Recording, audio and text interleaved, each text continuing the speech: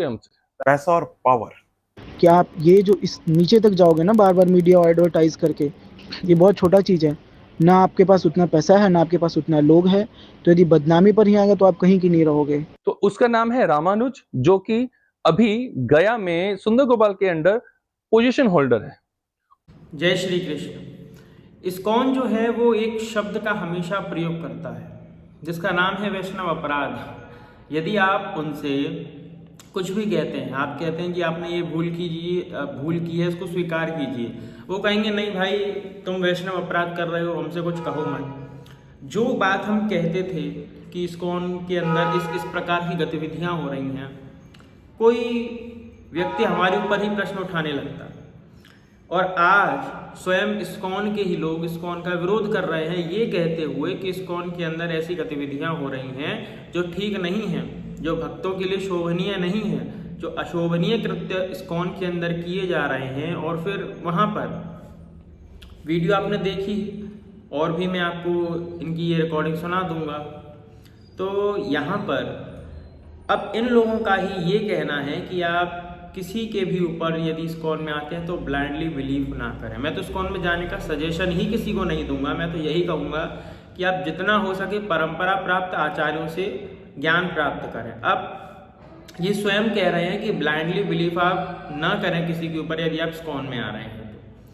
तो यदि आप इस्कॉन के अंदर गए हैं, जो इस्कॉन के अंदर लोग हैं वो इस्कॉन से बाहर कुछ देखना ही नहीं चाहते, उनसे यदि हम ये कहें कि आप अन्य परंपराओं के पास जाइए, जैसे श्री संप्रदाय के परंपरा प्राप्त आचार्य हैं और भी गौड़िया वैष्णव संप्रदाय के मठ हैं परंपरा प्राप्त, तो वो इस विषय को लेकर के क्या मानते हैं, उनकी क्या राय है। जैसे कि आप जो वर्ण व्यवस्था है उसको जन्मना नहीं मानते हैं, तो किस आधार पर नहीं मानते हैं?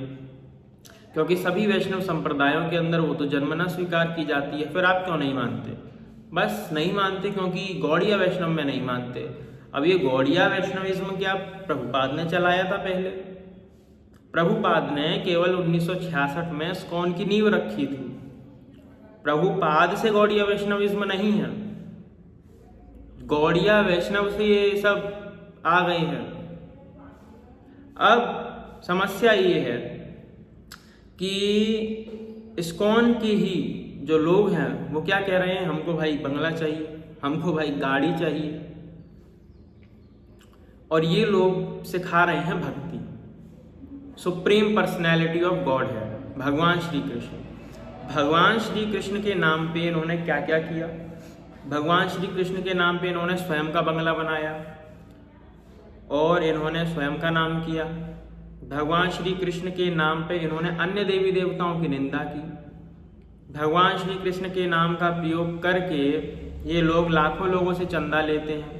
भगवान श्री कृष्ण के नाम का प्रयोग करके लाखों लोगों से चंदा लेकर के उस चंदे का दुरुपयोग करते हैं, उस धन का दुरुपयोग करते हैं, अपने लिए गाड़ी बंगला खरीदते हैं, स्त्री लंपटता करते हैं। यही इस्कॉन पटना की जो कुछ समय पहले घटना हुई थी उसमें एक व्यक्ति पाया गया था दोषी। तो जो व्यक्ति दोषी पाया गया था, जो बिल्कुल अर्धनग्न अवस्था में पाया गया था, ये लोग उसके बचाव में कहते हैं कि जो लड़की है, जो स्त्री है, वो उस पुरुष का रेप कर रही थी। बट बात ये है, इतना कॉमन सेंस किसी के अंदर भी होगा कि कोई पुरुष नग्न अवस्था में पड़ा हुआ है, स्त्री जबरदस्ती जाकर के उसके जो वस्त्र है उसको उतार रही है क्या? तुम्हारी इच्छा के विरुद्ध जाकर के। इसमें तुम्हारी इच्छा होगी तभी ना उसने ये कृत्य किया। तो माने कि इनको सारे व्यभिचार करने हैं और भक्ति की आड़ में उनको छुपाना है। अच्छा, जो कुछ लोग इस्कॉन के इनके विरोध में, ठीक है, मैं उनकी प्रशंसा करता हूँ कि उन्होंने इसके लिए आवाज़ उठाई, नहीं तो वो भी इस्कॉन की रेपुटेशन बचाने के लिए कि हम भी इस्कॉन से ही हैं इस प्रकार कह सकते थे। किंतु इस संदर्भ में मैं उनकी प्रशंसा करना चाहूँगा कि उन्होंने इस प्रकार का एक्शन लिया और इस आवाज़ को उठाया। तो इस्कॉन के अंदर भी ऐसे लोग हैं जो अच्छे हैं, बट मैं ये नहीं कहूँगा कि इस्कॉन अच्छा है। अब यदि वो ये कह रहे हैं, जब उनके ऊपर बीत रही है कि आप इस्कॉन के ऊपर ब्लाइंडली बिलीव मत करिए, तो मैं भी आपसे यही कहूँगा कि आप भी ब्लाइंडली बिलीव ना करें। अभी भी प्रभुपाद के विषय में भी आपको और खोजना चाहिए कि प्रभुपाद ने जो कह दिया वो ब्रह्म वाक्य नहीं है, वो परम सत्य नहीं है।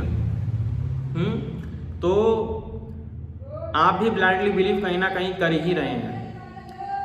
इस्कॉन के अंदर जाते तो हैं लोग भक्ति करने के लिए, किंतु वहाँ फिर अन्य गतिविधियाँ देख करके और सारी चीज़ों को देख करके उनको भी ऐसा होता है कि क्या सच में भक्ति ऐसी ही होती है। यहाँ तो बिल्कुल एकदम नॉर्मल तरीके से सब कुछ हो रहा है, किंतु घर से ठीक है कि सुबह जो है मंगला हो रही है, फिर हमको फ्री का प्रसाद मिल रहा है। इस प्रकार से ये लोग भक्तों को अट्रैक्ट करते हैं कि हमको भाई वहाँ पे फ्री का प्रसाद खाने को मिल रहा है, बढ़िया रहने को मिल रहा है, इससे बढ़िया बात और क्या होगी। तो जिनको फ्री का खाने की आदत होती है वो इस्कॉन में लतखोर हो जाते हैं। अब ये जो इस्कॉन पटना का व्यक्ति था, इसको दबाने के लिए, इसके केस को दबाने के लिए इन लोगों ने भरपूर प्रयास किए गए हैं।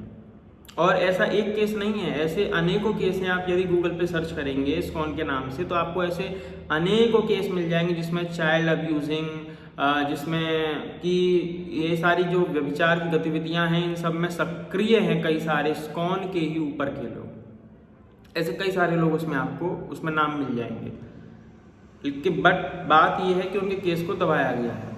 अच्छा, ये जो इन्होंने प्रश्न उठाए हैं और कॉल रिकॉर्डिंग भी सुनाई गई, तो कॉल रिकॉर्डिंग पे जो इस्कॉन का व्यक्ति है आप स्पष्ट रूप से सुन सकेंगे। उसमें वो व्यक्ति कहता है कि यदि आप इस्कॉन के विरोध में जाएंगे तो उसके लिए भाई आप नष्ट हो जाएंगे, क्योंकि उसके लिए पावर चाहिए, उसके लिए पैसा चाहिए और तुम्हारे पास कुछ भी नहीं है। भैया जो शेर होता है, क्या वो अपना बैंक बैलेंस चेक करता है कि मेरे पास इतना बैंक बैलेंस है तभी मैं हिरण का शिकार करने के लिए जाऊंगा?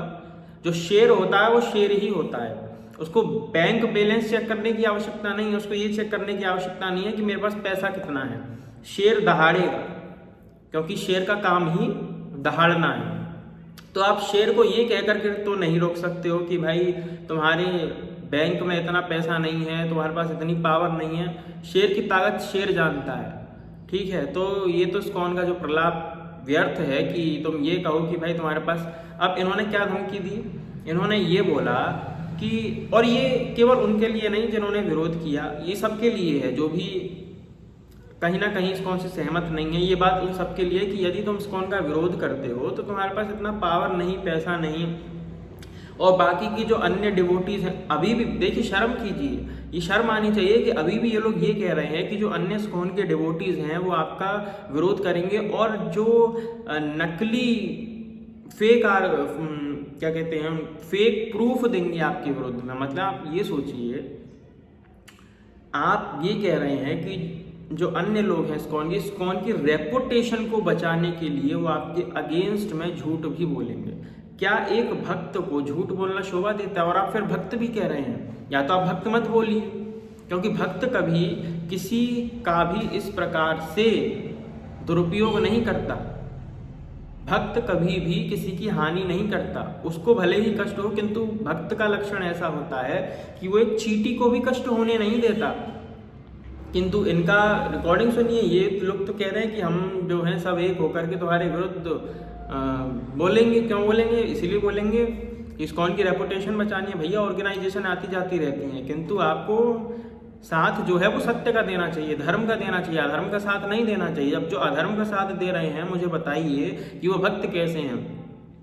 तिलक लगा लेने से, कंठी धारण कर लेने से, बाह्य लक्षण धारण कर लेने से आप भक्त नहीं हो जाएंगे। भक्त के लिए आंतरिक लक्षण होना अत्यंत आवश्यक है। यदि जो आंतरिक लक्षण है उसका आत्यांतिक आपके जीवन में अभाव हो और बाह्य लक्षण आप प्रकट करते रहें कि हम तिलक लगाए हैं, हम कंठी लगाए हैं, हम मुख से भगवान का नाम ले रहे हैं, तो भैया कालनेमी भी नाम लेता था भगवान का, उसमें कोई बड़ी बात नहीं है। तो ये जो इन लोगों का दुकानदारी है कि आप इधर मत जाइए, उधर मत जाइए, इनको मत सुनिए, उनको मत सुनिए। राघवाचार्य जी का भी एक वक्तव्य सामने आया था ना पहले बीच में। राघवाचार्य जी ने कहा था कि कुछ शिष्य हैं इस्कॉन के ही, मैंने उनसे कहा कि भाई तुम आगे आकर के कथा क्यों नहीं सुनते, पीछे क्यों बैठ जाते हो? अब देखिए वो भी इस्कॉन के ही थे, लेकिन ऐसी बात नहीं है कि वो लोग भक्ति नहीं करते हैं या फिर भक्ति करना चाहते, किंतु जो ऊपर के लोग हैं वो करने नहीं देते और वो बेचारे फंस जाते हैं, वहाँ से निकल नहीं पाते, ये उनकी स्थिति हो जाती है। और तो राघवाचार्य जी ने कहा कि तुम आगे आकर के कथा सुना करो। उन्होंने कहा कि कैमरे में यदि इस्कॉन के लोगों ने हमको देख लिया तो वहाँ पे हमारी कुटाई हो जाएगी। अब बताओ, ये स्थिति है। मतलब कि आप परंपरा इनको शंकराचार्य से तो सीधा दिक्कत है कि उनको तो ये मायावादी कह करके नकार देंगे, क्योंकि वैष्णव जो है वो शंकराचार्य जी का सिद्धांत नहीं मानता है। बाकी ऐसा कुछ नहीं है कि शंकराचार्य जी अप्रमाणिक हो गए या कुछ हो गए, बस सिद्धांत में भेद होता है। रामानुजाचार्य जी का सिद्धांत विशिष्टाद्वैत है और शंकराचार्य जी का सिद्धांत जो है वो अद्वैत है। तो यहाँ सिद्धांत की बात है, किंतु जो सारे वैष्णव हैं और शंकराचार्य जी हैं वहाँ पर जो वर्ण व्यवस्था है उसको लेके कोई मतभेद नहीं है। ये देखिए आप, शंकराचार्य जी जिस सिद्धांत की बात करते हैं अद्वैत वेदांत की, उसमें भी वर्ण व्यवस्था जन्म से ही मानी जाती है। और जितने वैष्णवाचार्य हैं परंपरा से वो सभी जो वर्ण व्यवस्था है उसको जन्म से ही मानते हैं, कर्म से कोई नहीं मानता। किंतु फिर भी इन लोगों को प्रलाप करना है। कर्म न वर्ण व्यवस्था को मानने वाले जो हैं सारे पिशाची शक्तियाँ हैं, चाहे वो आर्य समाज हो, ब्रह्म कुमारी हो, रामपाल हो, या फिर इस्कॉन हो, या आर्य समाज हो, या जितने भी और ये जितने लोग मानते हैं, ये सभी जो हैं क्या हैं, आसुरी संपत्ति वाले लोग। क्योंकि हमेशा असुरों की सेना जो होती है ना वो ज़्यादा ही होती है पांडवों की अपेक्षा में। तो मैं ये कह रहा था कि राघवाचार्य जी ने इस प्रकार का वक्तव्य दिया। अब ये लोग राघवाचार्य जी का वक्तव्य आने पर उनको गाली देने लगे। राघवाचार्य जी इस्कॉन के पास गए थे, इस्कॉन के ही लोगों ने विनती आदि की थी, राघवाचार्य जी को बुलाया था तो वो गए थे। वहाँ पे ये लोग उनके चरण धो रहे हैं, है ना, वहाँ पे उनका स्वागत कर रहे हैं। और जब राघवाचार्य जी कुछ वक्तव्य दे रहे हैं तो वहाँ पे फिर ये उनका विरोध कर रहे हैं, क्योंकि बात अब इस्कॉन के ऊपर आ गई। बल्कि इनको करना ये चाहिए था कि जिस अंश में हमारी त्रुटि है, हमारी गलती है, वह हम सुधार करेंगे। किंतु यदि ये सुधार करने बैठे तो फिर सुधार कैसे होगा, क्योंकि जिस प्रभुपाद ने इस्कॉन की नींव रखी है वही प्रभुपाद जो है ब्राह्मण नहीं है। फिर इनको पूरा इस्कॉन की जो पूरी नींव है वही हिल जाएगी, क्योंकि नींव ही गड़बड़ाई हुई है ना। अगर ये परंपरा प्राप्त आचार्यों की बात मान ले फिर तो ये गए काम से। पुंडरीक गोस्वामी जी जो कि राधा रमन मंदिर के गोस्वामी हैं, उन्होंने भी कई बार इस बात को कहा है कि इस्कॉन के अंदर वर्ण व्यवस्था को लेकर के अन्य कुछ चीज़ें हैं जो सही करनी चाहिए, किंतु इस्कॉन वो भी नहीं मानता। समझ रहे हो? तो किस प्रकार से इस्कॉन का, और फिर ये कहते हैं कि गौड़ीय वैष्णव में कर्म से वर्ण व्यवस्था। और आश्चर्य की बात ये है कि इतना फेक ये लोग प्रचार कर रहे हैं, किंतु उसका विरोध ये गौड़ीय वैष्णव वाले भी नहीं कर रहे हैं, पुंडरीक गोस्वामी भी नहीं कर रहे हैं विरोध। क्या बात है? तो ये पूरा जो सिस्टम ऊपर से लेकर नीचे तक करप्ट हो चुका है, इसको समझने की आवश्यकता है। आपको किसी के भी ऊपर ब्लाइंडली बिलीव करके नहीं चलना है। यदि आप ब्लाइंडली किसी के ऊपर बिलीव करके चलेंगे तो आप फंस जाएंगे भक्ति के नाम पर, क्योंकि आज भक्ति के नाम पर ऐसी दुर्गति इन लोगों ने कर रखी है भक्ति की और शास्त्रों की, जिसकी कल्पना भी नहीं की जा सकती है। भगवत गीता की जितनी दुर्गति इन इस्कॉन वालों ने की है उतनी दुर्गति किसी ने नहीं की। इसीलिए इन लोगों से सावधान होकर के चलिए। जय श्री कृष्ण।